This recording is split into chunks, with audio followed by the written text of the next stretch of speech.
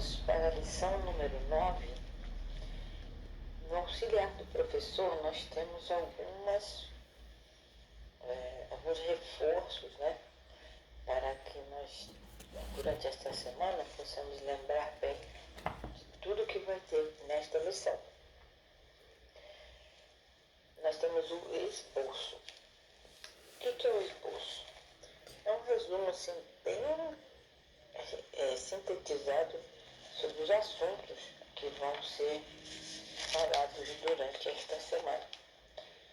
Na introdução, nós vemos que o livro de Marcos é a mais curta das 4 narrativas evangélicas do ministério de Jesus. Então, o livro de Marcos ele é sintetizado, ele é bem simples, ele não tem muitos detalhes, mas ele é bem direto e objetivo. Até o capítulo 9 de Marcos, existe o assunto sobre o ministério de Cristo em sua própria região da Galileia. Começando em Marcos 10, existe a narrativa que muda para o ministério de Jesus na Judéia, especialmente em Jerusalém. Então, anteriormente Jesus fazia a obra dele só na região da Galileia e depois ele parte para outros lugares, no caso, na região da Judéia. O caminho da grande cidade. Jesus explica aos seus discípulos enquanto caminhavam. Ele ensina aos seus discípulos mesmo quando eles estavam a caminho de algum lugar. Então, Jesus ensinava nos lugares que ele parava e muitas pessoas iam para lá e ele ensinava. Mas quando ele estava viajando com os seus discípulos, que eram geralmente, eram viagens que eles faziam a pé, nesses caminhos, então Jesus mostrava como era a missão dele, o que ele deveria passar, o que os discípulos deveriam aprender para depois ensinar. O relato não apenas anuncia uma mudança de localidade do seu ministério, mas também apresenta a nós que somos leitores a última parte do ministério da vida de Jesus aqui nessa terra. Por que aqui nessa terra? Porque lá no céu, Jesus continua o ministério dele, intercedendo por nós no santuário celestial. Vamos ver os temas da lição. O estudo desta semana considera alguns incidentes significativos da vida de Jesus que ocorrem em Jerusalém, mais especificamente no que diz respeito ao templo. Então nós temos aqui 3 temas principais. Primeiro, o anúncio do sofrimento que Cristo deveria passar até a sua morte. Número 2, a viagem de Jesus até Jerusalém, apesar da menção de Marcos no capítulo 10, a sua permanência na região da Judéia. Já o capítulo 11 descreve a importante entrada de Jesus nessa cidade histórica, Jerusalém. E número 3, a atividade de Jesus em Jerusalém e no templo, o local da maioria dos eventos que acontecem em Marcos 11 e 12. Então, durante esta semana, nós vamos ver sobre como Jesus anunciou o seu sofrimento, sua morte, e a sua ressurreição também. E Jesus, quando ele foi para Jerusalém, ele explica direitinho. Quando ele esteve no templo, ele teve muitos ensinamentos que ele necessitava passar justamente para aquele grupo de pessoas que ainda estavam rejeitando, por ele ser uma pessoa simples, humilde, e estava lidando com pessoas também simples, humilde, necessitada, né? E isso os fariseus, os escribas, os sacerdotes não aceitavam, porque a vida toda eles todos entendiam que quando viesse o Messias, ele viria para ocupar o trono de Davi. E não era nada disso. Eles simplesmente não entenderam as profecias que estavam escritas a respeito de Jesus.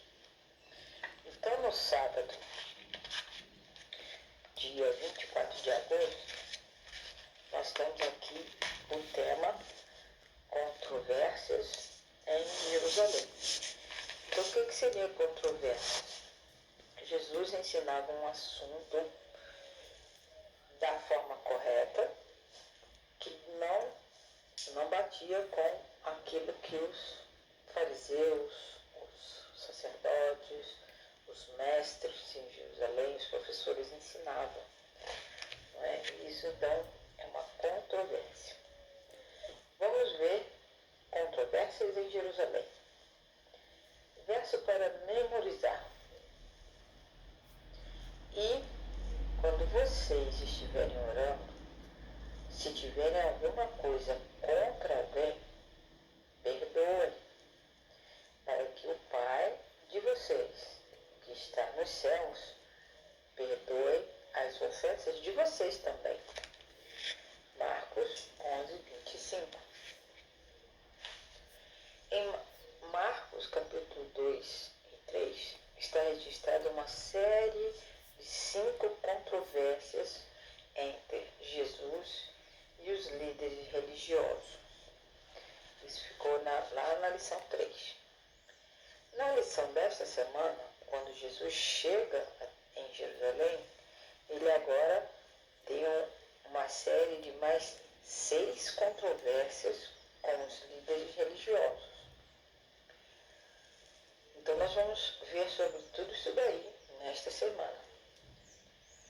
O ministério de Jesus era um ministério que ele precisava ensinar ao povo como eles deviam aceitar o Messias, como estava escrito sobre ele. Mas os líderes judeus tinham uma ideia completamente errada a respeito de Jesus. Os dois conjuntos de controvérsias servem como uma moldura no início e no fim do seu ministério terrestre. Cada conjunto de questões trata de itens importantes da nossa vida cristã, para que eles pudessem aprender também. As instruções de Jesus, mesmo nessas situações de discussão, ajudam a orientar todos os cristãos nas questões fundamentais da fé e nas questões práticas da experiência da nossa vida diária. Os líderes religiosos tentavam confrontar, confundir e derrotar Jesus, mas nunca conseguiam, eles não conseguiam nada com as armadilhas que eles faziam contra Jesus. Então, parte dessa lição, nessa semana, nós vamos analisar o que leva as pessoas a se colocarem contra Deus, além de considerar o que os cristãos podem fazer para diminuir o preconceito e falar ao coração daqueles que resistem ao chamado do Espírito Santo. Então Jesus ensina, o método dele de ensinamento, ele ensina cada um de nós a agir de tal forma que a gente possa tocar o coração, né? Para que as pessoas mudem sua forma de ver ou realmente quem é Deus na vida delas. Em Marcos 11, o ministério de Jesus se desenvolve em Jerusalém. Quando Jesus vai para lá para passar a Páscoa, isso acontecia mais ou menos no mês de março e abril. O capítulo 11 e o capítulo 16, até o capítulo 16, Marcos conta todos os detalhes que nós vamos ver nessa semana.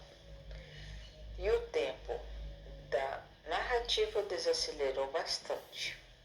Os 10 primeiros capítulos de Marcos cobrem aproximadamente 3 anos e meio da vida de Cristo. E quando ele chegou, então, em Jerusalém, essa narrativa ela desacelera. Ela mostra a importância dessas cenas finais na vida de Cristo e nos ensinamentos que ele tem para nós, hoje em dia, através de tudo que está escrito do que aconteceu naquele tempo, no passado. Então, que Deus possa nos ajudar a ter estudos em momentos mais profundos com Cristo, em oração, e tomar esse cuidado especial que tem, esse conselho que tem no verso 25 do capítulo 11 de Marcos. Mas se você estiver orando e se você se lembrar que você tem alguma coisa contra alguém, seja lá o que for, vocês devem perdoar essas pessoas. Nós devemos perdoar todos. Por quê? A Bíblia é clara em dizer que o Pai de vocês, o Pai do céu, ele nos perdoa as nossas ofensas também, quando nós perdoamos as pessoas que nos ofenderam. Então, uma oração pura e sincera tem que ter esse requisito. Nós temos que orar, mas já com todas as nossas questões que nós temos uns contra os outros, tudo em paz, tudo perdoado. Perdoe as pessoas que fazem mal para você.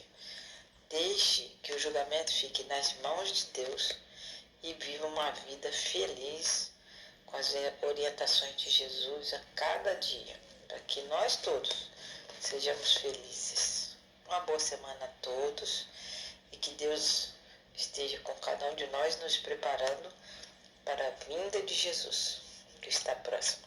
Deus abençoe.